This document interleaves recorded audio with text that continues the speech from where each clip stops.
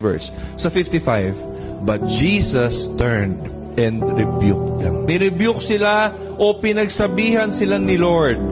Diba? Dahil mali daw ang iniisip nila. Mali daw ang gusto nila at lalong mali ang action nila. Alam niyo po si Lord, hindi tayo hahayaan na magpatuloy.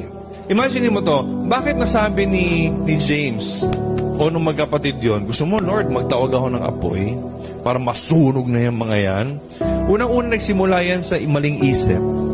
Tama? Nagsimula yan sa maling isip, sa maling gusto. Kaya naging mali ang action. So alam nyo, si Lord, ganun kabait. Ganun kabuti ang Diyos. Nakita niya na nagsisimula na. No? Nagsisimula na itong magkapatid daw na ito na nagkaroon na ng maling isip, nagkaroon na ng maling gusto. Hindi niya nahahayaan na magkaroon ka pa ng maling action. So kaya nirebuke sila ni Jesus. Hindi tayo hahayaan ng Diyos na magpatuloy sa paggawa ng hindi tama. Kasi ayaw kanyang mapahamak. Kaya pag nag-rebuke si Lord sa iyo, makinig ka.